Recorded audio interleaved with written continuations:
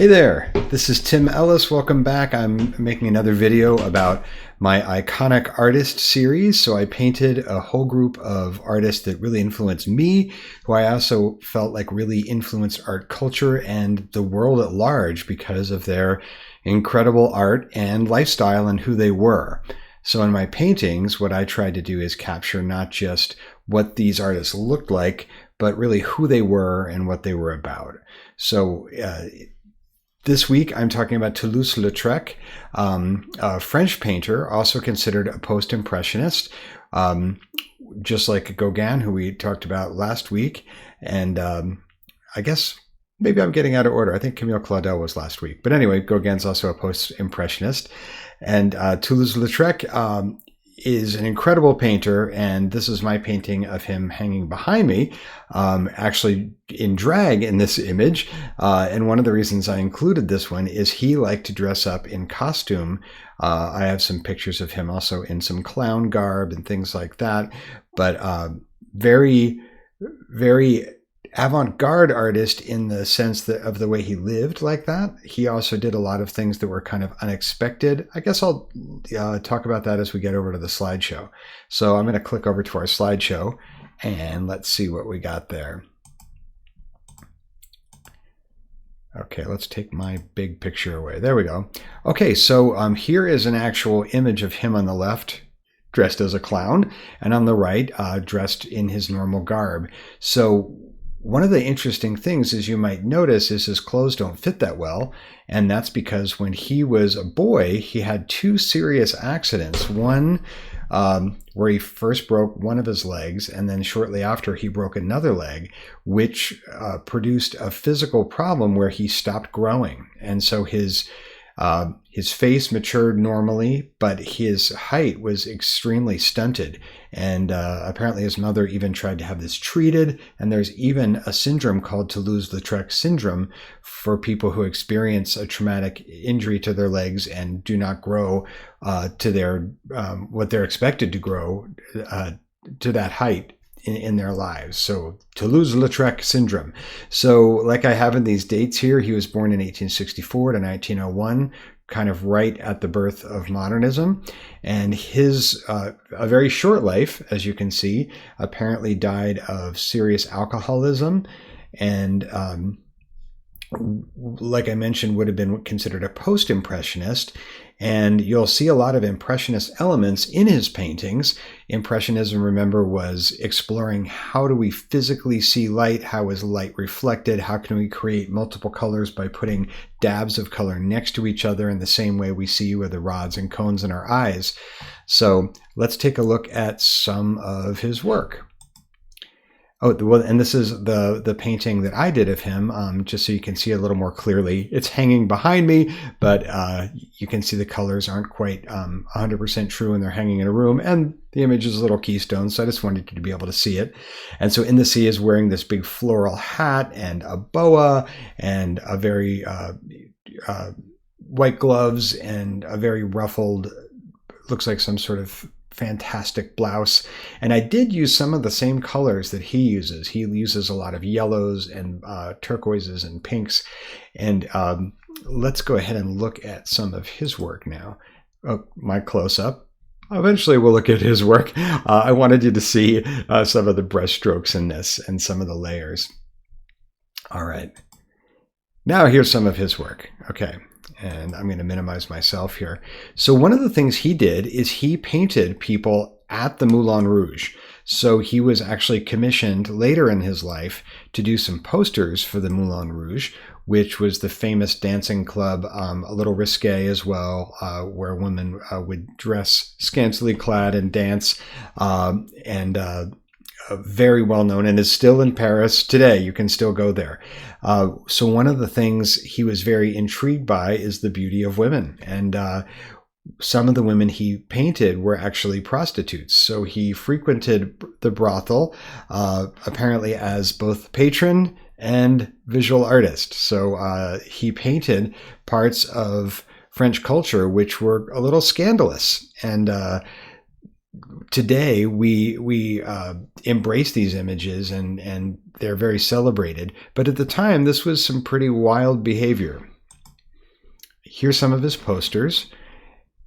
And you can see Moulin Rouge all over it, and also other posters for other things going on in the city. Notice how cartoony some of these things are, but you're still getting some of the beautiful flat panels of color and amazing line work that you'll see in his more serious work. I actually don't know exactly how he felt about this work, but it was more his commercial work. He was hired to do these posters.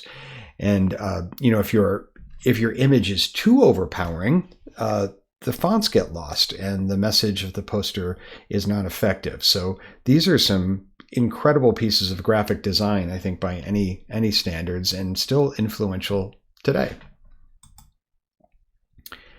So some of these images are women together in bed, and some of these, this one is kind of hard to tell. This kind of looks like a male on the right, but anyway, very beautiful, soft colors, lots of texture in the line work, and kind of these very loving, frozen moments of intimacy. Not overtly sexual or anything, but just two people kind of speaking to each other and looking at each other, and one maybe even falling asleep. We also have people in pubs, or possibly in maybe even in the Moulin Rouge or different nightclubs, eating, drinking. Some of these characters show up over and over again in some of his different paintings. And the woman on the left, I believe, is someone who's actually known in some of his work. People are actually able to say, "Oh, that's Madame so-and-so," and some of them are titled as actual portraits, and others are not.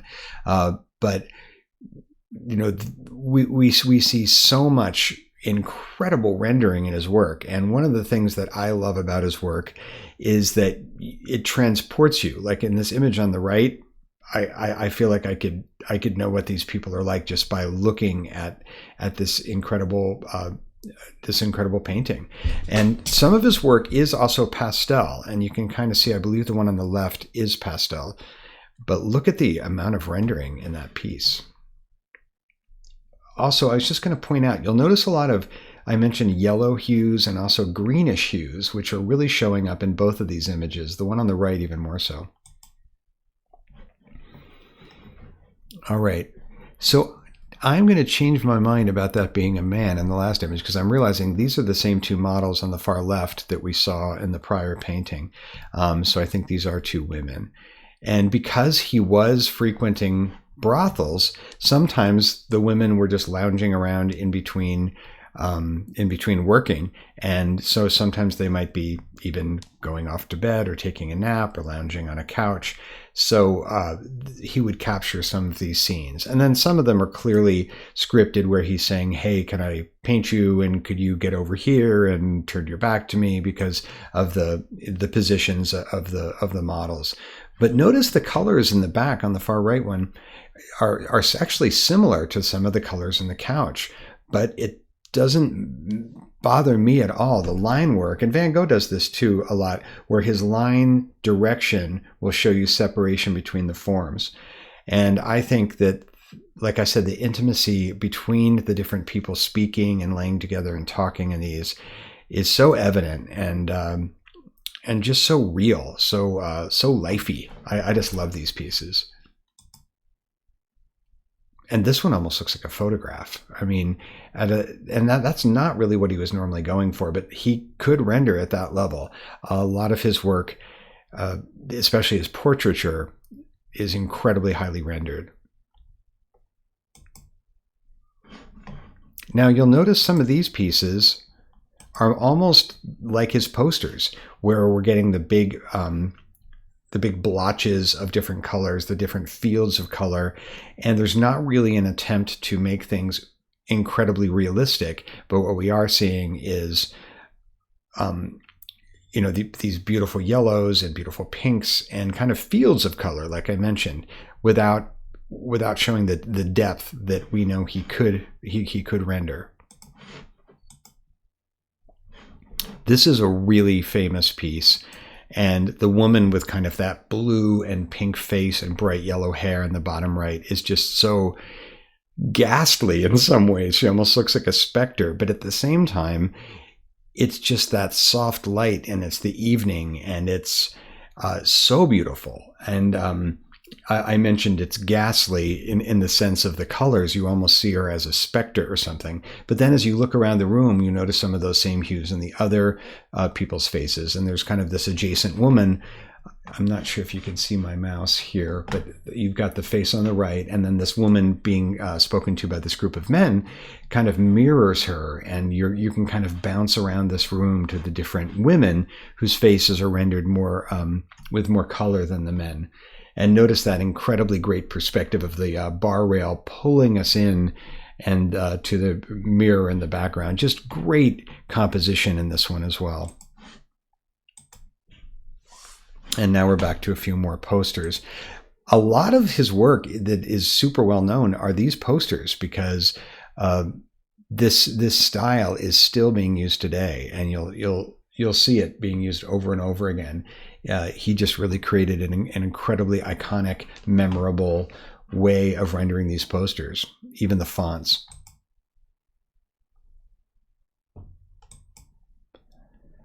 Okay, so here's some more portraity type of drawing. So yes, we're still seeing a lot of the same things we saw in the other ones, but a lot more of an attempt to render super realistically. But we also see that post-impressionist element where we're seeing the blotches of small pieces of color next to each other for the flesh tones, which are so inspirational and I think exquisitely done. And I like the looseness of the hair, and there's elements that are barely rendered at all, like the background of the wall and this giant coat or dress on the left.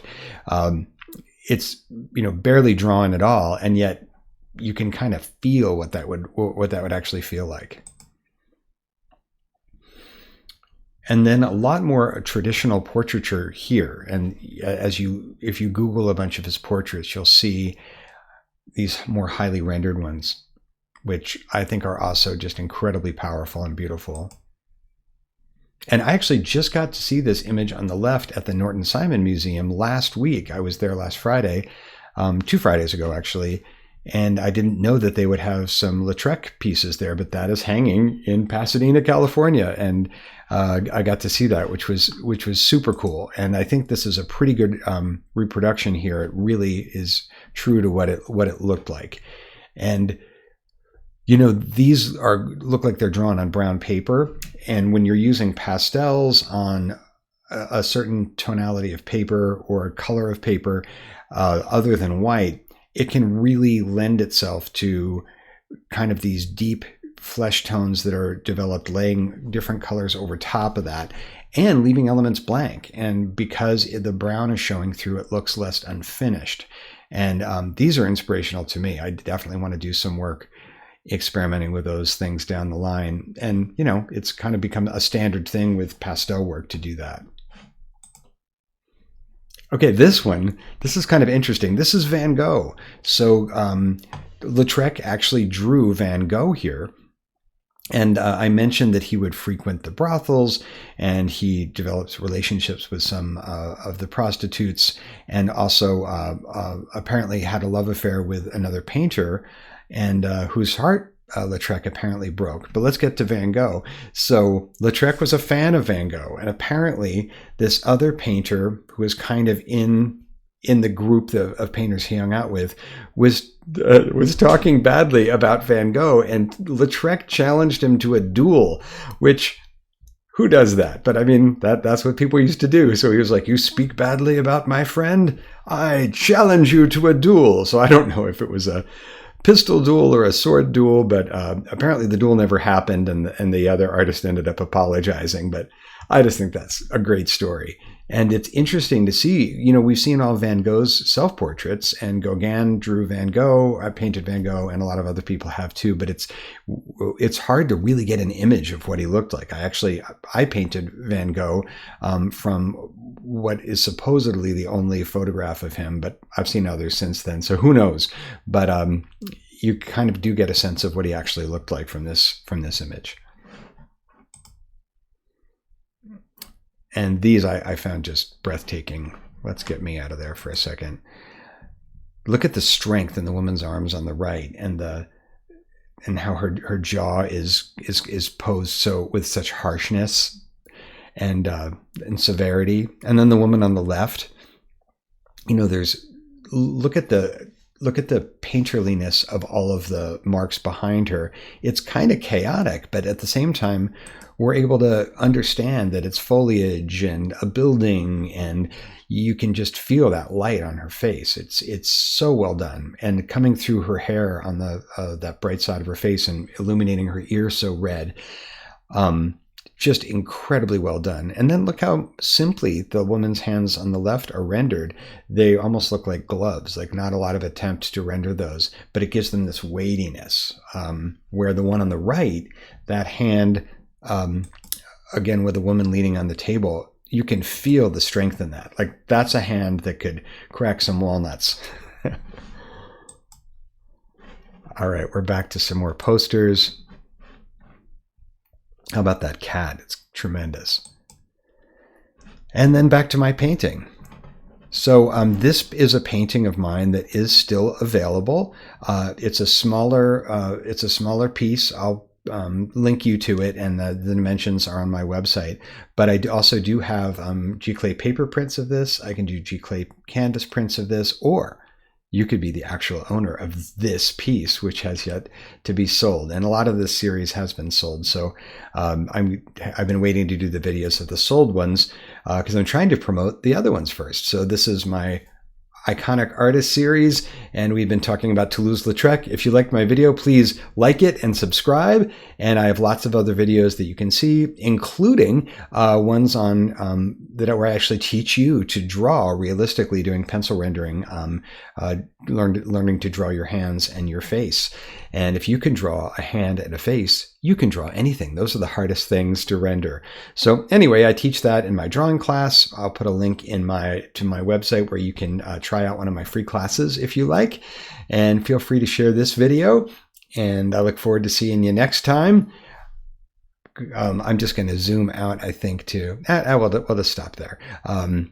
Thanks for watching, and I'll see you in my next video.